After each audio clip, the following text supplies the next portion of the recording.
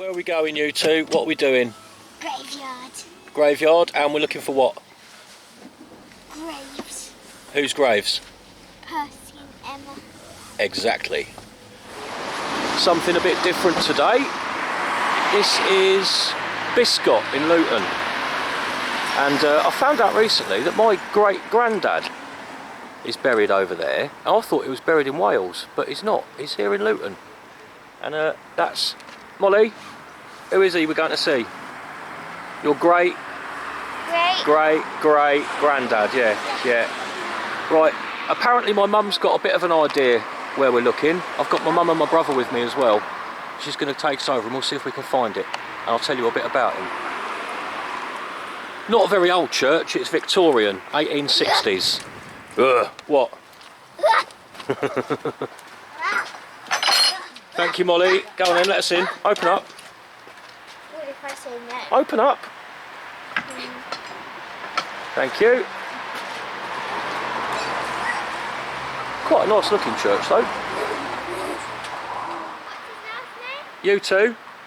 Grandma reckons it might be over here. But there's Thomas. No. We're looking for Engine. Thomas Percival Lewis. Thomas the tank engine. No, not Thomas the Tank Engine. And Emma Lewis. Come on, Grandma reckons it might be over here.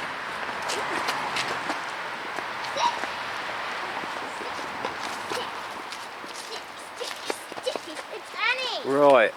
Now, look for the dates as well, because he died in 1982. Annie. So if we find an area that's got lots of graves Annie, you're dead. around 1982, that might be where he is. What we got here, that's 1969. That one's 1978. That's getting quite close, isn't it? It's 82. Ah. 82, there's an 82, look, yeah. Arthur Stanley Boone. That's not who we're looking for though, is it?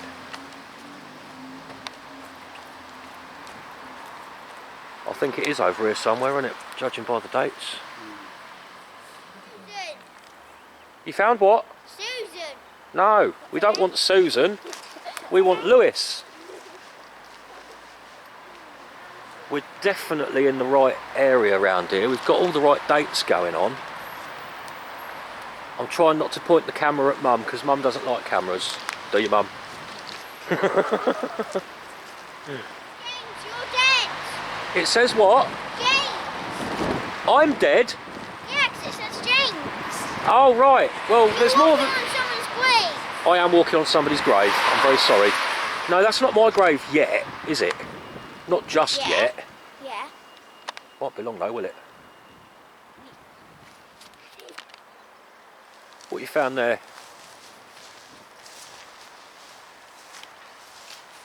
Oh yeah, aged 1 year and 6 months. That's a baby, isn't it?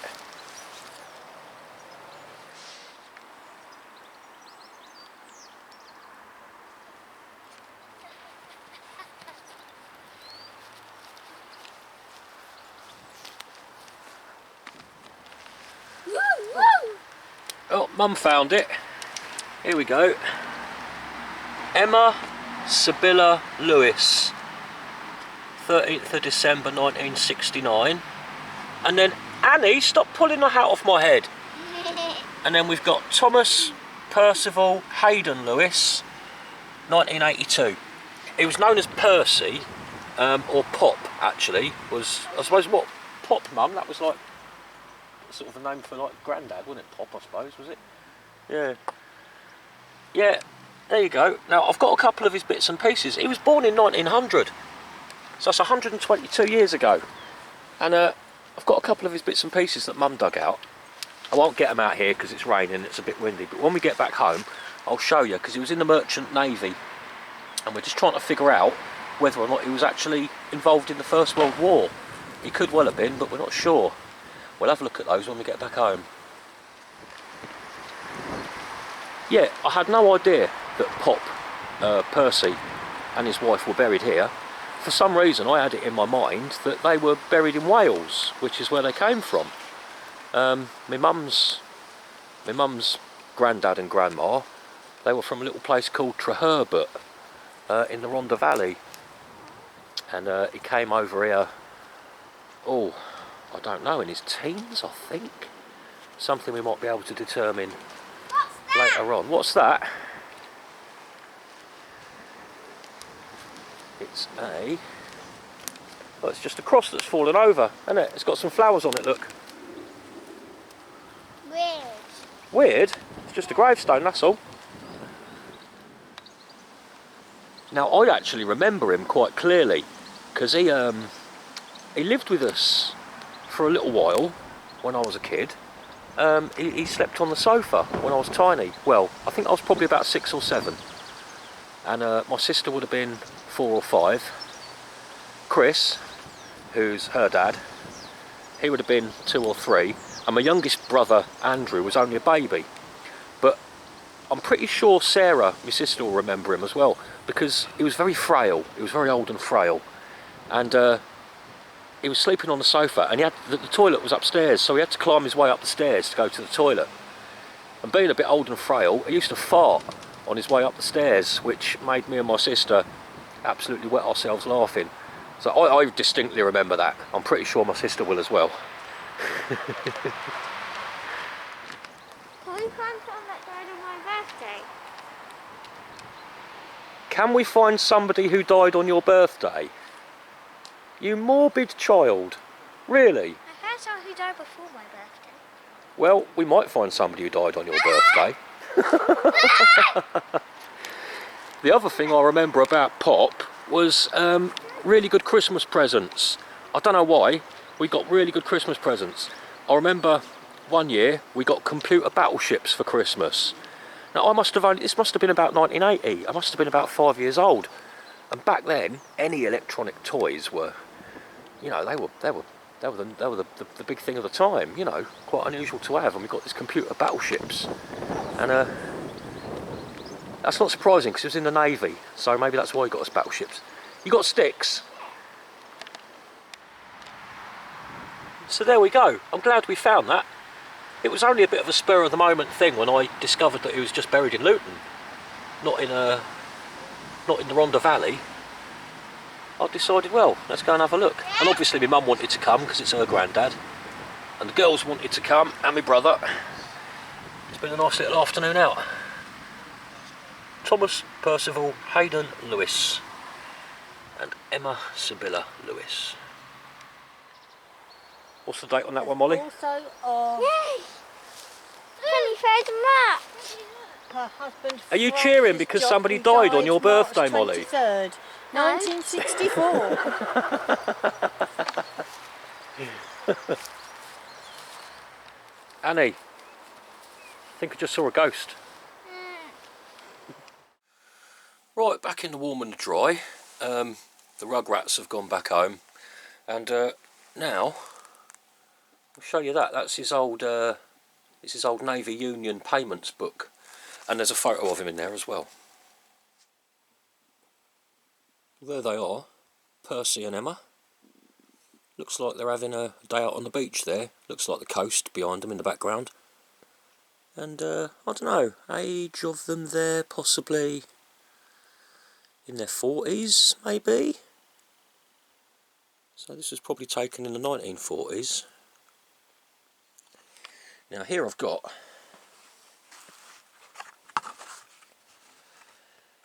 this is his payments book for his union fees. The Cooks, Stewards and Catering Department of the National Sailors and Firemen's Union. Now apparently he was a cook. He was a cook in the Merchant Navy. And this is a record of his union fee payments. There we go. Got his name there, T.P.H. Lewis, Thomas Percival Hayden. And it's got his address there in Treherbert in the Rhondda Valley. Number 27 something Avenue, Treherbert. Now I don't know what that says. It looks like a Welsh word. Y-R-Y-E-F-E-W Avenue? Avenue. Something like that. Born in 1900. Enrolled at the port of Barry. And this book's dated 3rd of the 5th, 1922. Now it shows these various stamps where he was paying 2 and 6, 6 and 6. And it goes through from January 1922 up to December 1923. So presumably that's when he left the Navy.